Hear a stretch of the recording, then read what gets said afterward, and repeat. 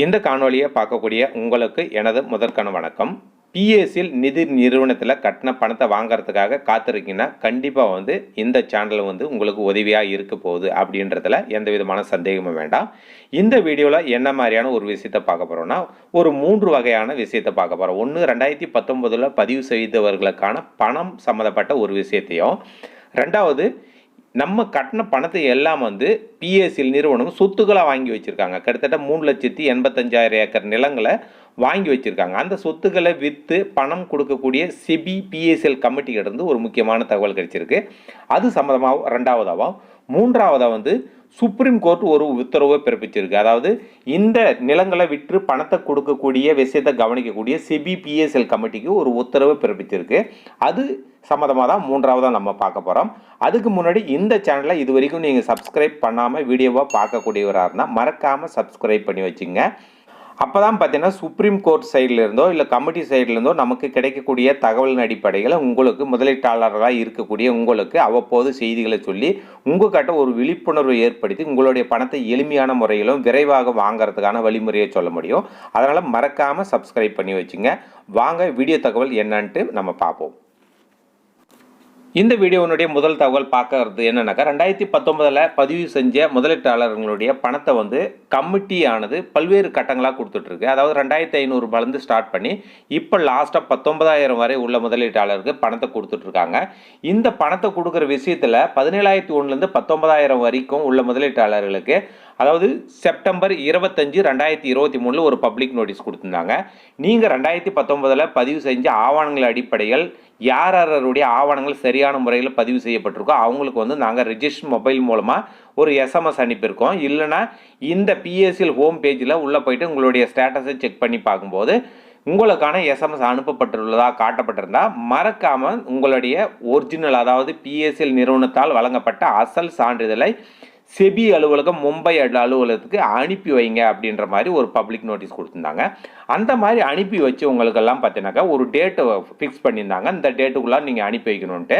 அந்த டேட்டு பார்த்தீங்கன்னாக்கா October 1, 2023 October 31, 2023 அனுப்பி வைக்கணும்னு சொல்லிட்டு இந்த மாதிரி ஒரு பப்ளிக் நோட்டீஸும் கொடுத்துருந்தாங்க. இந்த வகையில் பார்த்தீங்கன்னா நிறைய பேர் பாண்டை அனுப்பி வச்சு பல மாதங்களாக பணம் போடாமல் கிட்டத்தட்ட 6/1/2024, அதாவது இந்த மாதம் ஜனவரி மாதம் நமக்கான பேமெண்ட்டை நிறைய பேருக்கு செலுத்தினாங்க. அதில் பல பேருக்கு பேமெண்ட் வரலன்ற ஒரு ஐயப்பாடு இருந்தது.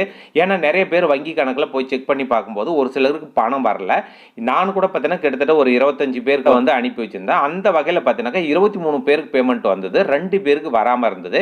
இந்த மாதிரி வராதவங்களுடைய நிலை என்னன்னு சொல்லிட்டு கமிட்டிக்கு பல்வேறு வகையில் நான் மெயில் பண்ணேன். ஆனால் மெயிலுக்கு எந்த விதமான பதில் மெயிலும் எனக்கு ரிப்ளை கொடுக்கல. ஏன்னா அவங்களுக்கான பேமெண்ட் கொடுத்துருந்தா மட்டும்தான் கமிட்டி சைட்லேருந்து இந்த டேட்டில் உங்களுக்கான பேமெண்ட் கொடுத்துருக்கோன்னு சொல்லுவாங்க.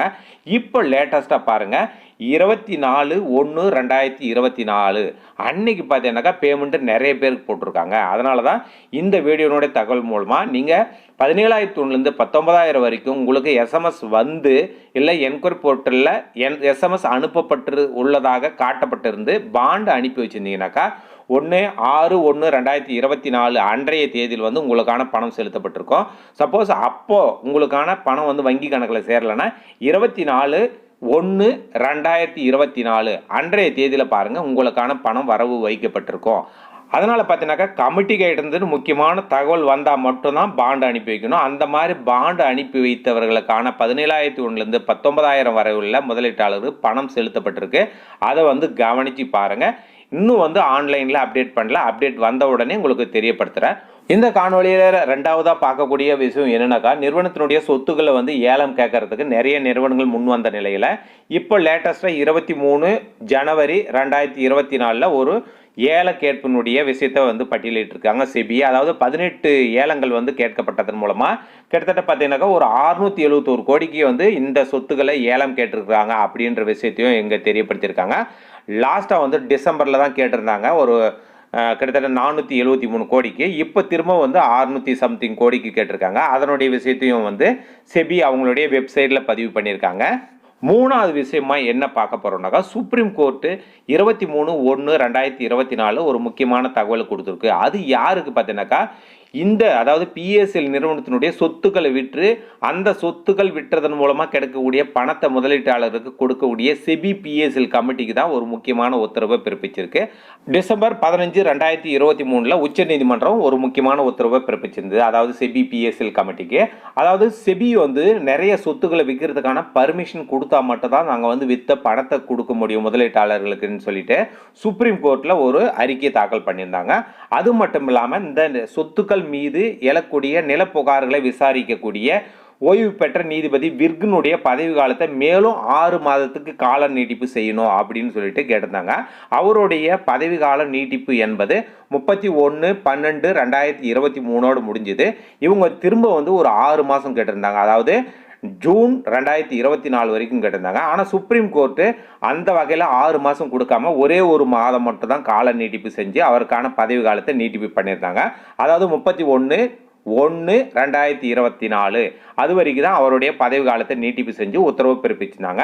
அதாவது செபி பிஎஸ்எல் கமிட்டிக்கு ஒரு முக்கியமான உத்தரவு என்ன சொல்லியிருக்காங்க நான் சொல்கிறேன். இது வரைக்கும் நீங்கள் வித்த சொத்துக்களுடைய விவரங்களையும் அந்த சொத்துக்கள் விற்றதுனால கிடைச்ச பணத்தை எவ்வளோ முதலீட்டாளர்களுக்கு நீங்கள் பணமாக கொடுத்துருக்கீங்க, மீதி எவ்வளோ பணம் எவ்வளோ முதலீட்டாளருக்கு கொடுக்கப்பட வேண்டி இருக்குது, அது மட்டும் இல்லாமல் செபி பிஎஸ்எல் கமிட்டியினுடைய செலவினங்கள் இதுவரை எவ்வளவு அப்படின்ற ஒரு விவரங்களையும் மிக மிக துரிதமாக செயல்பட்டு இந்த உச்ச நீதிமன்றம் கேட்டிருக்காங்க செபி பிஎஸ்எல் கமிட்டி கிட்ட.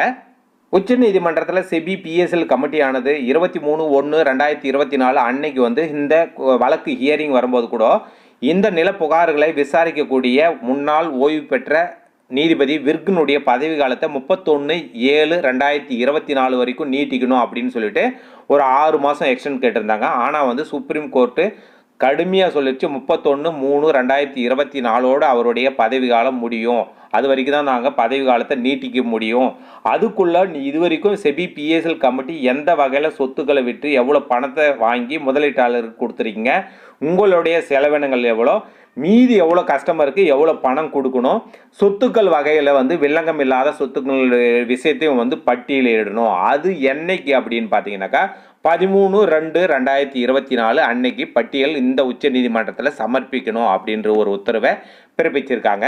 நம்மள பல பேருக்கு தெரியும், அதாவது வழக்கு விசாரணை கமிட்டின்னு போயிட்டவே இந்த பணமானது கொஞ்சம் காலதாழ்த்தி தான் கிடைக்கும்ன்றது உண்மையான நிதர்சனமான உண்மை. அதனால் பார்த்தீங்கன்னாக்கா இது பல்வேறு கட்டங்களை கடந்து இன்றளவிலும் கிட்டத்தட்ட 8 வருஷம் ஆயிட்ட நிலைமையில் கிட்டத்தட்ட 19,000 வரைக்கும் தான் பேமெண்ட் கொடுத்துருக்காங்க. இப்போ உச்ச நீதிமன்றம் எடுக்கக்கூடிய ஒரு துரிதமான நடவடிக்கையின் மூலமாக அடுத்த கட்ட ஒரு மிகப்பெரிய பணம் கிடைக்கும் அப்படின்றது ஒரு தகவல் நமக்கு ஊர்ஜிதமாகுது.